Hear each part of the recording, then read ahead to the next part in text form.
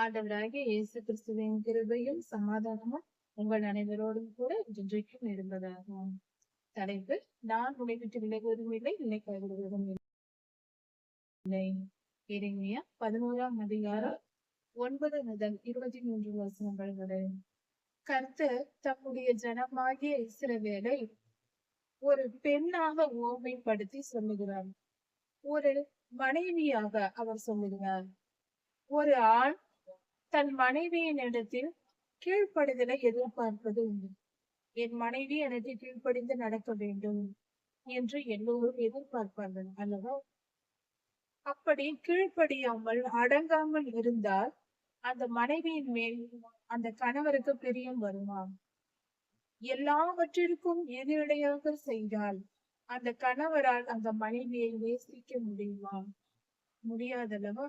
அது போல இஸ்ரவேலர்கள் எல்லோரும் கர்த்தருக்கு விரோதமாய் எதிர்த்து பாவம் செய்தார்கள். அதனால் கர்த்தர் கோபம் கொண்டு இவர்கள் இப்படி செய்கிறார்களே என்று தம் மனதின் ஆதங்கத்தை, வேதனையை தீர்க்கதரிசி மூலமாக வெளிப்படுத்துகிறார். எரேமியா தீர்க்கதரிசி மூலமாக. அதை குறித்து இந்த வேத பகுதி நாம் தியானிப்போம். இஸ்ரவேலர்கள் என்ன செய்தார்கள், கர்த்தர் எப்படி வேதனைப்பட்டார், என்ன சொன்னார் என்பதை குறித்து இந்த வேத வசனங்கள் நமக்கு போதிக்கிறது. இதை நாம் படித்து தெரிந்து கொள்ளும் பொழுது இது கதை அல்ல, கற்பனை அல்ல, நிஜம், சதி, உண்மை, வரலாறு. இப்படி இதை நாம் கற்றுக்கொள்ளும் பொழுது இன்றைய கர்த்தருடைய மனவாட்டியாய் நாம் இருக்கணும். உலகெங்கும் இருக்கிற கர்த்தருடைய ஜனங்கள் கர்த்தருக்கு சொந்தமானவர்கள், அவருடைய ஜனம் என்று கர்த்தர் சொல்கிறார். அப்படி அவருடைய ஜனமாய் நாம் இருக்க வேண்டும் என்றால் நம் குணங்கள் எப்படி இருக்க வேண்டும்? அவருக்கு சொந்தமானவர்களாய் நாம் இருக்க வேண்டும். அவருடைய ஆசீர்வாதத்தை பெற்றுக்கொள்ள வேண்டும். அவருடைய சொத்தை நாம் அனுபவிக்க வேண்டும் என்றால் நாம் எப்படிப்பட்டவர்களாய் இருக்க வேண்டும் என்று கர்த்தர் நம்மிடத்தில் எதிர்பார்க்கிறார் என்பதையும் இந்த வேத பகுதியின் மூலமாக நாம் தெரிந்து கொள்ளலாம். அதை பற்றி சற்று அமைப்போம். கர்த்தர் எரேமியா தீர்க்கதரிசியினிடத்தில் சொல்லுகிறார். அதாவது யூதாவிலும் எருசலேமின் குடிகளிடத்திலும் ஒரு கட்டுப்பாடு இருக்கிறது. அது என்னவென்றால், கர்த்தருடைய வார்த்தைக்கு செவி கொடுக்காமல் அந்நிய தேவர்களை பின்பற்றி போகிறார்கள்.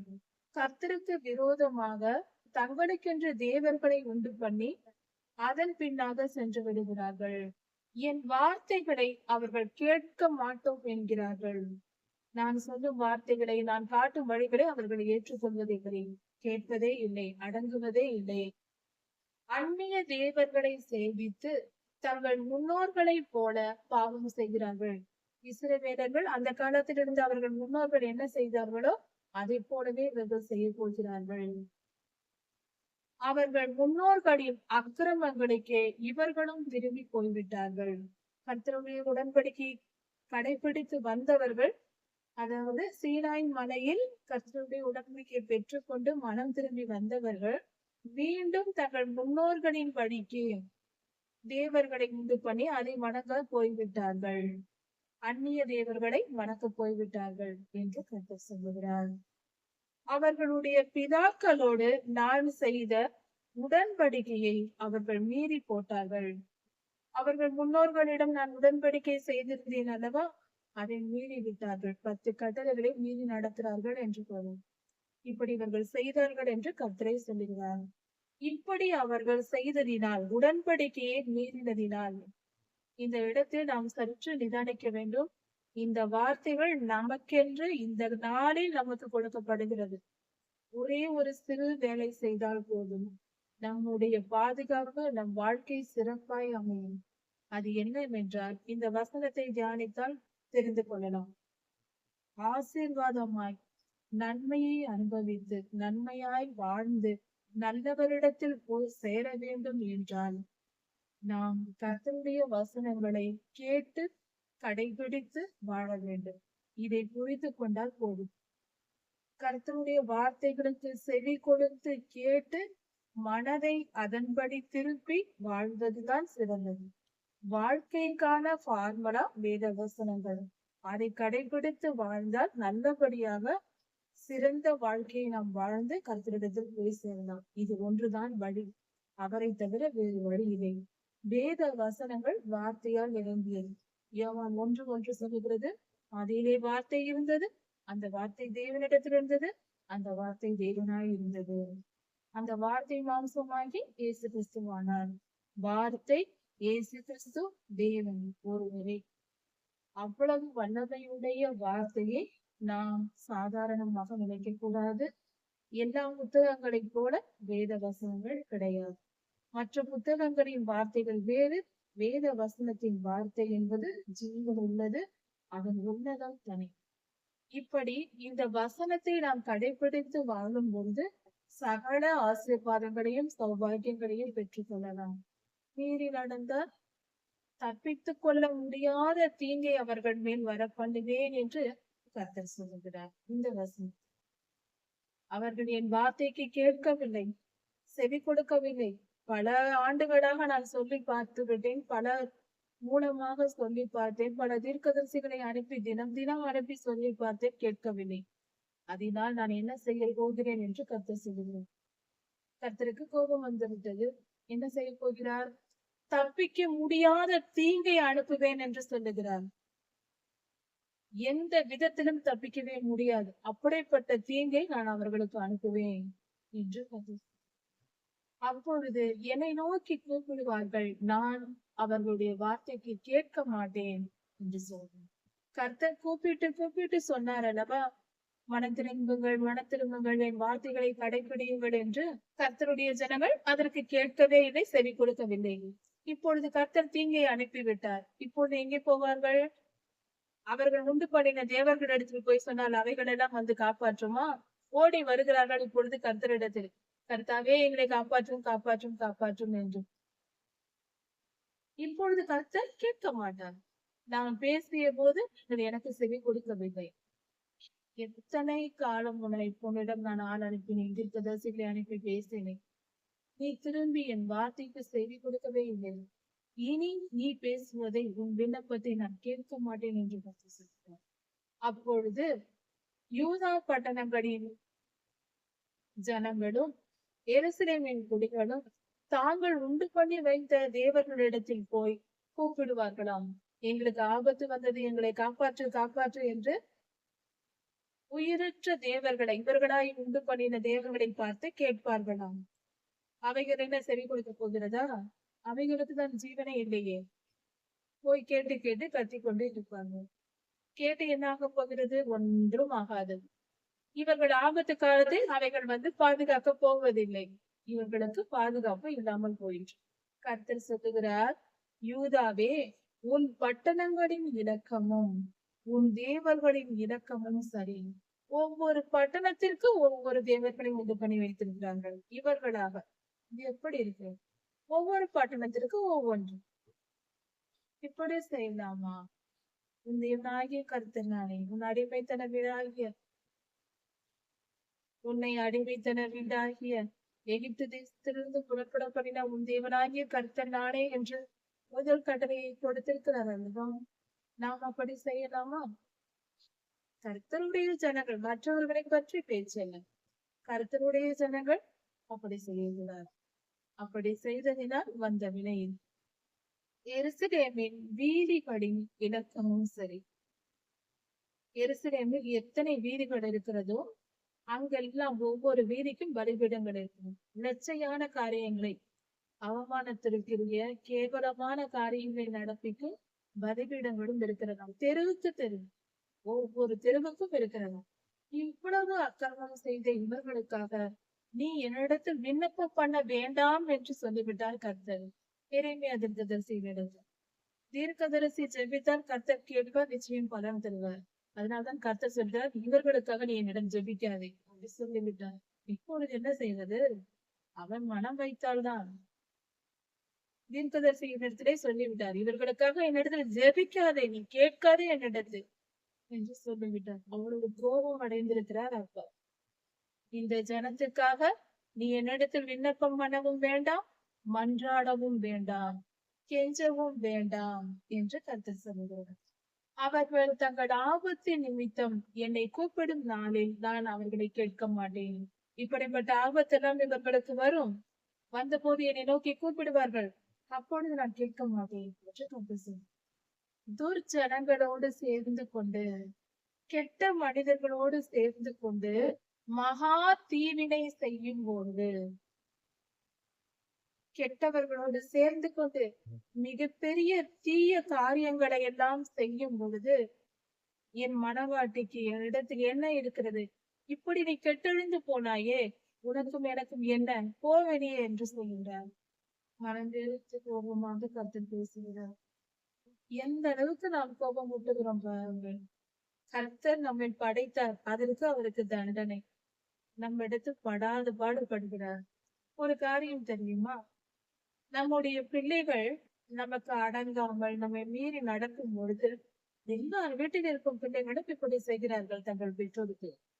மற்றவர்களிடத்தில் அடங்கி நடப்பார்கள், பெற்றோர்களிடத்தில் மட்டும் அடங்க மாட்டார்கள். மீறி மீறி நடப்பார்கள். இது வழக்கம், ஆதியிலிருந்து எல்லா காலத்திலும் வருகிறது. நம் பிள்ளைகள் நம்மை கோபம் ஊட்டும் பொழுது நமக்கு எவ்வளவு வேதனையா இருக்கிறது. அப்படித்தானே நம்முடைய செயல்களும். நாம் கர்த்தருடைய வார்த்தையை மீறி நடக்கும் போது, கர்த்தருக்கு அடங்காமல் இருக்கும்போது அவருக்கு எப்படி இருக்கும்? நாம் நம் பிள்ளைகளிடத்தில் சொல்லுகிறோம், மகனே இதை செய், மகனே இதை செய் என்று சொல்லுகிறோம். இப்படி நடங்கள், ஒழுங்காக படியுங்கள், நல்லபடியாக வேலை செய்யுங்கள் என்று சொன்னால், பிள்ளைகள் சொல்வதை கேட்காமல் அவர்கள் விளையாடி கொண்டிருந்தால், வீணான காரியங்களில் பொழுதுபோக்கு செய்து கொண்டிருந்தால் நமக்கு எவ்வளவு கோபம் வரும். அப்படித்தானே கர்த்தருக்கும் கோபம் வரும். அவர் நம் தகப்பன் அல்லவா? நாமும் அடங்க வேண்டும் அல்லவா? அவர் சொல்வதை நாம் கேட்டால்தான் நாம் சொல்வதை நம் பிள்ளைகள் கேட்போம். அதுதானே நியாயம். இப்படி எனக்கு பிரியமானவள் என்று கர்த்தர் சொல்கிறார். தம்முடைய ஜனங்களை எனக்கு பிரியமானவள் என்று சொல்லுகிறார். ஒரு மணவாளன் மணவாட்டியை நேசிப்பது போல தன் உள்ளத்தின் ஆழத்திலிருந்து நம்மை நேசிக்கிறார். அவ்வளவு அன்பு, அவ்வளவு அன்பாய் கர்த்தர் சொல்லுகிறார். என்ன சொல்லுகிறார்? என் பிரியமானவள். அவர் என்ன செய்கிறார்? கெட்டவர்களோடு சேர்ந்து கொண்டு மகா தீவினை, பெரிய பாவங்களை செய்து கொண்டிருக்கிறார். அப்படி செய்தவளுக்கு என் வீட்டில் என்ன வேலை என்று சொல்லுகிறார். என் வீட்டில் அவருக்கு என்ன இருக்கிறது? இப்படி செய்தால் நான் எப்படி என் வீட்டில் சேர்த்துக் கொள்வது? கர்த்தருடைய வீடு பரலோக ராஜ்யம். அங்க போக முடியுமா? உலக அக்கங்களையும் ஒன்றாய் செய்தார் முடியாது. கர்த்தரை ஏற்றுக்கொள்ள மாட்டார். பரிசுத்த மாம்சத்தை உன்னை விட்டு தாண்டி போக செய்வார்கள். ஆழமான சத்தியம் ஒரு சுருக்கமாக ஒரு கோடிங் போல கொடுக்கப்பட்டிருக்கிறது இந்த வார்த்தை. இவ்வளவு வெளிப்படையான ஒரு ரகசியம் இந்த இடத்தில் புதைக்கப்பட்டிருக்கிறது இந்த வேதவசனத்தில். பரிசுத்த மாம்சத்தை உன்னிடத்தில் இருந்து தாண்டி போக பண்ணுவார்கள். ஆண்டவராகிய இயேசு கிறிஸ்து பிறப்பதற்கு 400 வருடங்களுக்கு முன்பாக எழுதப்பட்டது. ஆண்டவராகிய இயேசு கிறிஸ்து என்ன செய்தார்? நமக்காக அவர் பலியானார். அவருடைய புது உடன்படிக்கையாகிய அவருடைய சரீரத்தையும் இரத்தத்தையும் பூசிக்கிறோம் நாம் அல்லவா?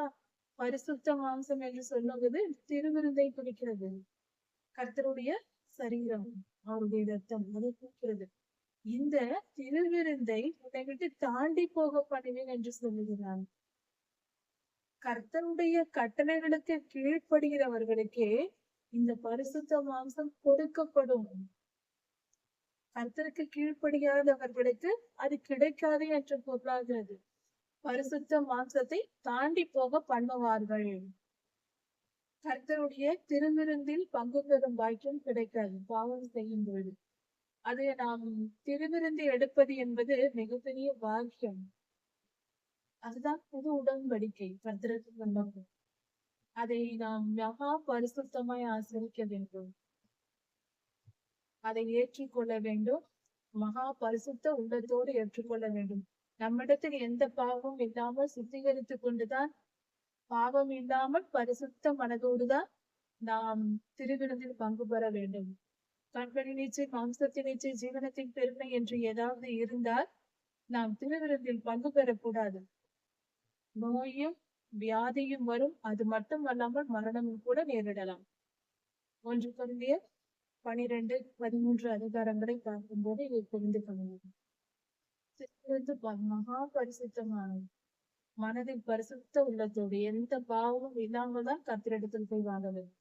பாவம் இல்லாமல் என்றால் பாவத்தின் மேல் விருப்பம் இல்லாமல் நம் மனம் பரிசுத்தமா இருக்க வேண்டும். எந்த பாவத்தையும் செய்ய நமக்கு விருப்பம் இருக்கக்கூடாது. திருடுவது, பொய் பேசுவது, கற்புநெறி தவறி வாழ்வது, கண்களை நீச்சை, இதற்கெல்லாம் எதுவும் இருக்கக்கூடாது. 10 கட்டளைகளை மீறாமல் நம் மனதில் ஏற்றுக்கொண்டு வாழ வேண்டும். அப்பொழுதுதான் நாம் திருவிருந்தில் பங்கு பெற வேண்டும். அப்பொழுது அது நமக்கு ஜீவனை தரும். பாவத்தோடு பூசித்தால் அது வியாதியும் நோயும் வரும். மரணம் கூட நேரிடலாம் என்று வேதம் சொல்கிறேன். உன் பொல்லாப்பு நடக்கும் போது நீ கனி கூறுகிறாயே. நீ பாவம் செய்து பாவத்தில் வழி நடந்து சந்தோஷமாய் இருக்கிறாயே. குற்ற உணர்வில்லையா உனக்கு? திருந்தும் எண்ணம் இல்லையா உனக்கு? தவறு செய்கிறோம் என்ற உணர்வில்லையா என்று கர்த்தர் கேட்கிறேன். அதனால்தான் பரிசுத்த உடன்படிக்கையாகிய திருவிருந்தை பங்கு பெறாம அதை நமக்கு கிடைக்காமல் தாண்டி போக பண்ணுவாங்களாம். திருவிருந்தில் பங்கு பெற்றால்தான் நாம் பரலோகம் போக முடியும். அது மிகவும் முக்கியம். நல்ல கனி உண்டாயிருக்கிற பச்சையான நல்ல ஒலிவ மரம் என்னும் பெயரை கர்த்தர் உனக்கு கொடுத்தார். இஸ்ரவேலை குறித்து கர்த்தர் சொல்லுகிறார். நல்ல ஒலிவ மரம், நல்ல கனி தரும் மரம் என்ற பெயரை கொடுத்தார். அப்படி உனக்கு பெயரை கொடுத்தார். ஆனால் நீயோ இப்படி கெட்டழிந்து போனாய். அதனால் கர்த்தர் சொல்லுகிறார், அமளியின் சத்தம் என்னும் நெருப்பை உன்னை சுற்றிலும் எரிய பண்ணுவேன் என்று சொல்லுகிறார். மகா அமளியின் சத்தமாய் அதை சுற்றிலும் நெருப்பை கொடுத்துகிறார் கர்த்தர். அப்படி என்றால் மிகப்பெரிய தீங்கு அவர்களை சுற்றி வருகிறது. நெருப்பை கொடுத்துகிறார் என்று வெளிப்படையாகவே சொல்லப்பட்டு விட்டது. அதன் பின்பு பாபிலோன் ராஜா வந்து அதையெல்லாம் கொளுத்தி போட்டார்கள். ராஜா வந்து எருசலேமை கொளுத்தி போட்டு தேவாலயத்தை கூட கொளுத்தி போட்டாங்க அல்லவா? அது நடந்தது. தீர்க்கதரிசி சொன்னதை போல கர்த்தருடைய வார்த்தை வந்தது போலவேதான் நடந்தது. அப்படியே தீயிட்டு எருசலேம் தேவாலயமே கொளுத்தப்பட்டது. கொளுத்தி போட்டார்கள். அதில் உள்ள தங்கத்தை எல்லாம் எடுத்து கொண்டு போய்விட்டார். பாகாலுக்கு தூபம் காட்டுகிறதினாலே அவர்கள் பாகாலுக்கு தூபம் காட்டினார்கள். அதனால் எனக்கு கோபம் உண்டாக்க இப்படி செய்தார்கள். இஸ்ரவேல் ஜனங்களும் யூதா கோத்திரத்தாரும் எருசலேமின் குடிகளும் இப்படி செய்ததினால் அவர்களுக்கு கேடாக இப்படிப்பட்ட பொல்லாப்பை அவர்கள் செய்தார்கள். அப்படி செய்ததினால் அவர்கள் மேல் நான் தீங்கை வரப்பண்ணுவேன் என்று கர்த்தர் சொல்லுகிறார். தீங்கு அவர்களுக்கு வரும். இப்படி வரும் என்று உன்னை நாட்டின சேனைகளின் கர்த்தர் எழுதினார்.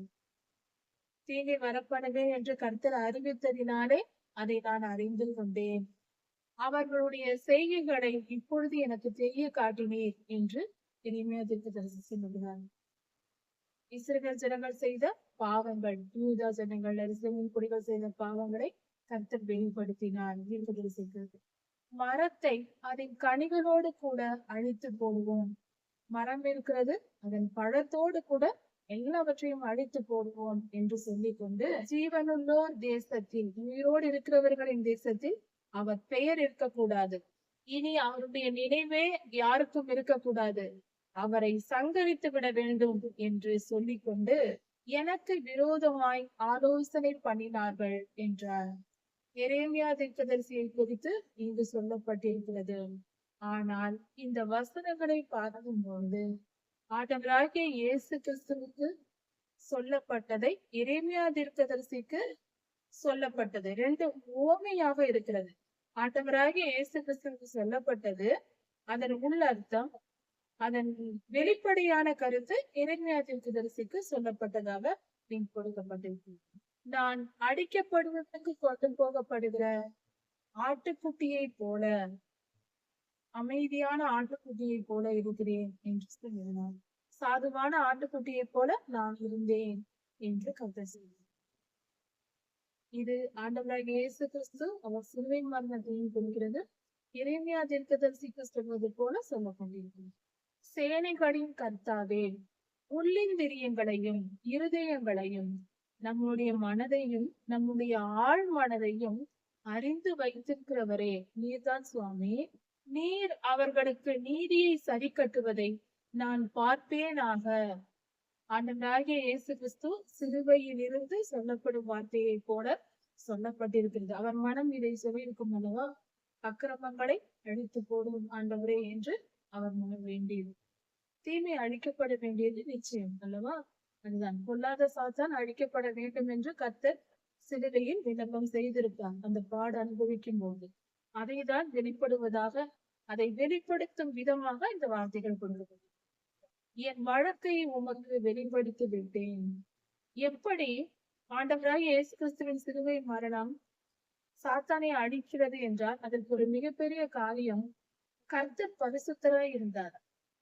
பரிசுத்தமான அவரிடத்தில் ஒரு குற்றமும் செய்யாதிருக்கும் போது சாத்தான் அவர்களை கொடுமைப்படுத்தி அவரை அழித்து போட்டான். அவரை அழிப்பதற்கு எல்லா வேலையும் செய்தான். இது நிமித்தம் தேவ கோபம் அவன் மேல் வருவதற்கு ஆண்டவராகிய இயேசு கிறிஸ்து அத்தனை பாடுகளையும் தாங்கிக் கொண்டதே காரணம். தேவ கோபம் வருவதற்கு அது வாய்ப்பாய் அமைந்தது. அதனால் அவனை பிடித்து நரகத்தில் போட்டார். நீர் அவர்களுக்கு நீதியை சரி கட்டுவதை யூதா ஜனங்களுக்கும் எருசலேமின் குடிகளுக்கும் இஸ்ரவேலருக்கும் நீதியை சரி கட்டுவதை நான் பார்ப்பேனாக. என் வழக்கை உம்மிடத்தில் வெளிப்படுத்தி விட்டேன் என்று சொன்னார். எரேமியா தீர்க்கதரிசியின் காலத்தில் அவரை தீர்க்க தரிசனம் சொன்னதற்காக அநேக பாடுகளை படுத்தினார்கள், அநேகம் துன்பங்களை கொடுத்தார்கள். அதை குறித்து இவர் புலம்புகிறார். ஆண்டவராகிய இயேசு கிறிஸ்து பட்ட வேதனையை போல அதற்கு முன்னமே எரேமியா தீர்க்கதரிசி பட்டு அதை எழுதி வைத்திருக்கிறார். நமது ஆண்டவருக்கும் பொருந்தும், எரேமியா தீர்க்கதரிசிக்கும் இந்த வார்த்தைகள் பொருந்தும். இருவரும் பாடுபட்டிருக்கிறார்கள் இந்த வேதனையை. நீ எங்கள் கையில் சாகாமல் இருக்க வேண்டும் என்றால் தீர்க்க தரிசனம் சொல்லாதே என்று அவர்கள் சொன்னார்கள். நீ எங்கள் கையால் சாகாமல் இருக்க வேண்டும், உயிரோடு இருக்க வேண்டும் என்றால் இனி தீர்க்க தரிசனம் சொல்லாதே என்று அவர்கள் சொன்னார்கள். அப்படி சொன்னது யார் என்றால், உன் பிராணனை வாங்க தேடுகிற ஆனதோத்தின் மனுஷர். ஆனதோத் என்பது எரேமியா தீர்க்கதரிசி பிறந்த ஊர்.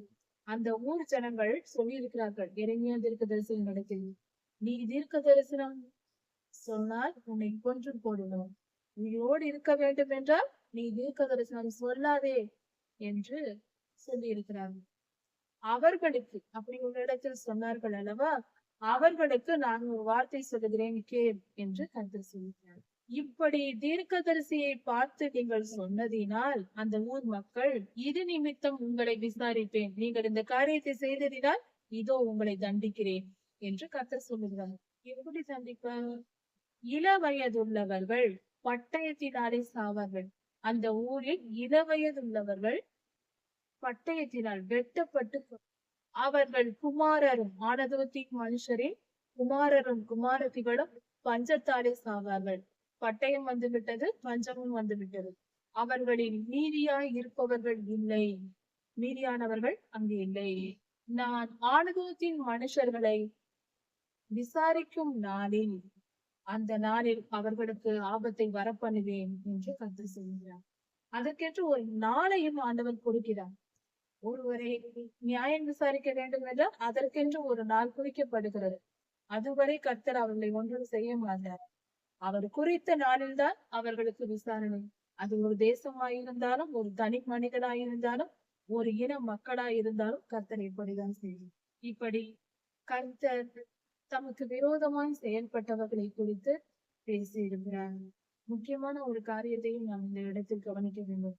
தீர்க்கதரிசிக்கு விரோதமாய் வாய் திறந்த ஆனதோத்தின் மனுஷருக்கு கர்த்தர் என்ன சொன்னார் என்று கவனித்தோம் அல்லவா? கவனமாய் இருப்போம். தீர்க்கதரிசிக்கு விரோதமாய் வாயை திறக்கக்கூடாது. கர்த்தருடைய எந்த ஊழியரை குறித்தும் வாய் திறந்து பேசக்கூடாது, குறை சொல்லக்கூடாது, குற்றம் சொல்லக்கூடாது. அவர்கள் தவறு செய்தால் அவர்களை கண்டிக்க கர்த்தருக்கு தெரியும். கர்த்தர் தம்முடைய ஊழியக்காரர்களை வழி நடத்த அவருக்கு தெரியும். அடிக்க வேண்டியவர்களை அடிப்பார், திருத்த வேண்டியவர்களை திருத்துவார். கர்த்தருடைய ஊழியக்காரர்களை நாம் கண்டிக்க கூடாது.